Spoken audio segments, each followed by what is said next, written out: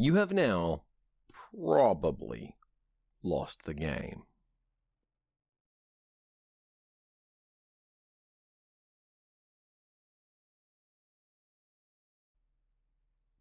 For those of you unfamiliar, the game is a game with a very limited set of rules and ways to interact with it. The first is that everyone in the world is playing the game. You can't refuse to play, it does not require consent, and you can never stop. Whenever you think about the game, you lose. And whenever you lose the game, you need to announce that to the people around you. This is an interesting example of a lot of things, but one of the funniest things about it is that it's a really awkward example of a game. I, for a long time, thought of this as Chana stuff, because to me, the game was first introduced into my space by 4chan posters and people who never posted on 4chan, but definitely knew everything that was happening on 4chan, which was a lot of my social circle at one point.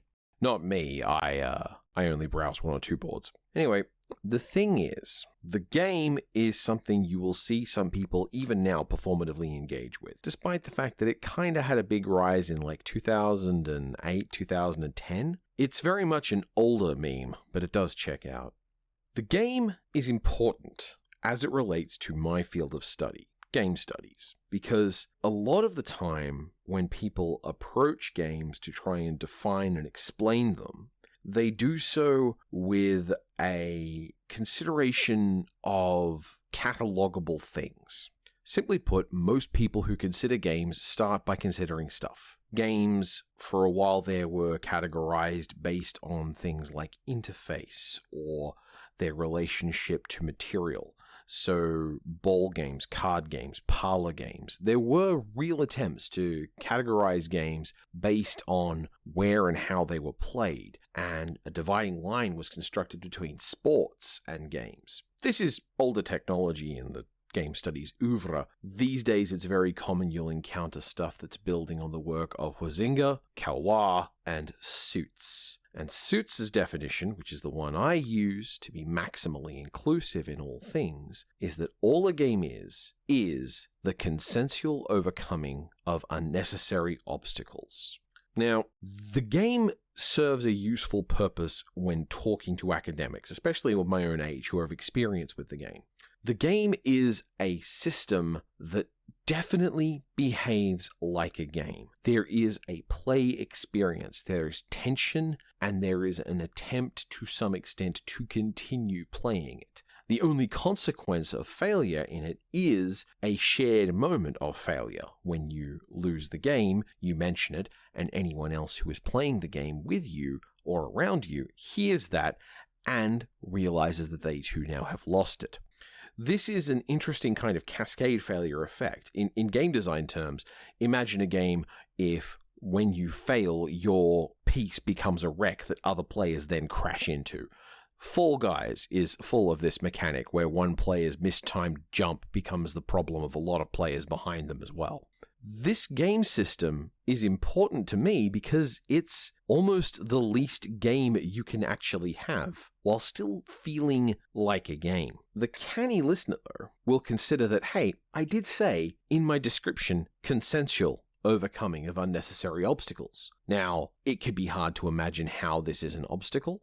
In the Suitsian way of things, an obstacle is not necessarily something as strict as a barrier to overcome or something to route around, but can be things like methodologies and ideologies.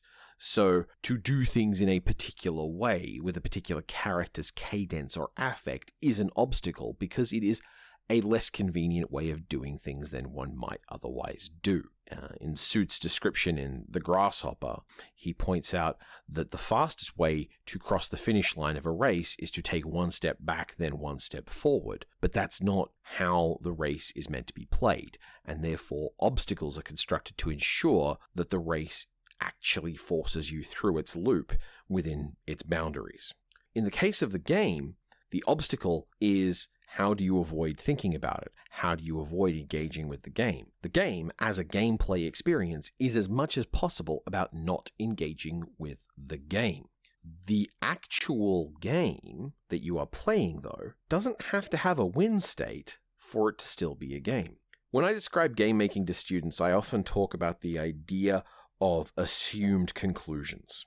A lot of students who've never experienced a wide variety of board games approach them thinking, well, one player wins a board game. And that's a bit simplistic because what about cooperative games? What about team games? Just right there, you've got the capacity for more than one person to win. But also, there are a lot of games where actually one player loses and the remaining player wins. In the case of all-purpose drag it out and yell at it game Monopoly, there's nothing you can do to win the game. You can just put more and more distance between yourself and the capacity to lose. It is a race away from last place, and whoever stumbles and falls will be the person out. You just have to keep doing that until there's no one left.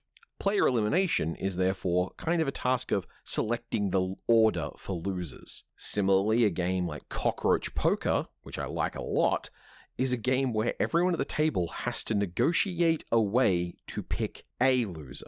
Just one player needs to lose for Cockroach Poker to end, which is a good way of handling it because the game is extremely dicey. The game is a game about losing.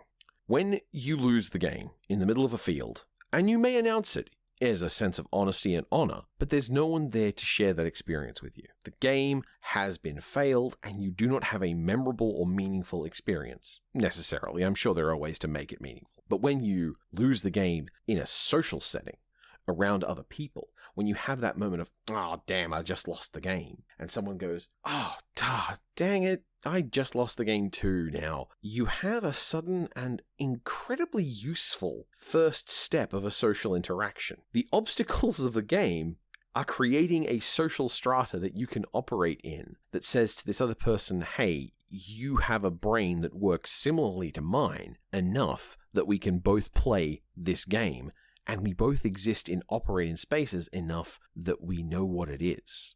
It serves as a sort of social cohesion tool, a way of seeking out all the gamers in the room without mentioning whether or not some cake is delicious and moist. The game serves its purpose, and in the process does so by annoying you. The astute might notice, hang on, you also said consensual. You said that the game has to be consensual, and this is true. I will always advocate for the fronting of consent in games. People should always feel comfortable removing consent from a game and stopping playing.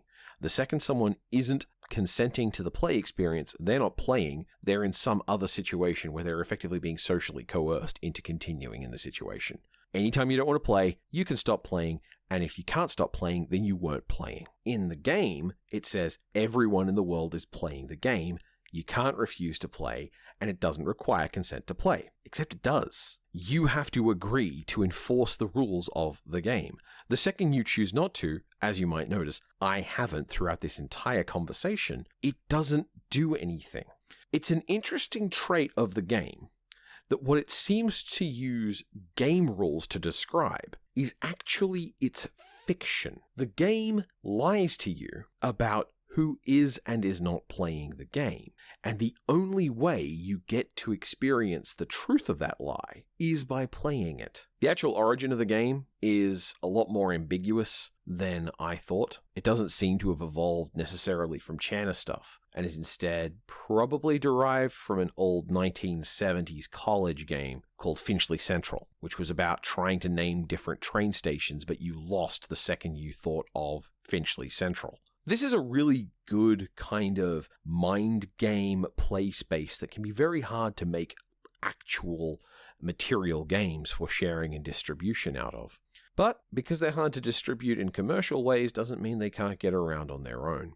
Much like Don't Think of a Purple Elephant, it's a game which builds itself in one of the most intimate parts of our brains, the part that doesn't want to lose, even if it doesn't know how. The part that says, oh, that was easy, and then proceeds to drop downstairs. A final element of the game that I think is especially worth noticing is that it's a game that wants to be played by assumed neurotypicals, people who don't have to be afraid of phantom memories or alters with different relationships to consent in the mental space, or indeed people with anxiety conditions. People who've experienced anxiety or other related mental patterns can just often go, well, yeah, I know this. This is already a thing my brain does. Great job. And in that regard, coercively suggesting other people should play the game with you, or making a big showing of losing the game, can in fact be a sort of neurodivergent crowd salting, where you're throwing something out into a room full of people who largely don't care, but you might just hit someone who's allergic, and suddenly you've got a problem. It's an interesting thing, because ultimately it's a mean little asshole of a game, but also it doesn't necessarily imagine itself cruel as much as playfully impish. It's more annoying than evil, and more interesting than engaging. It's a very important piece of internet trivia, and an important piece of game design, and also, no one in the world should bother playing it.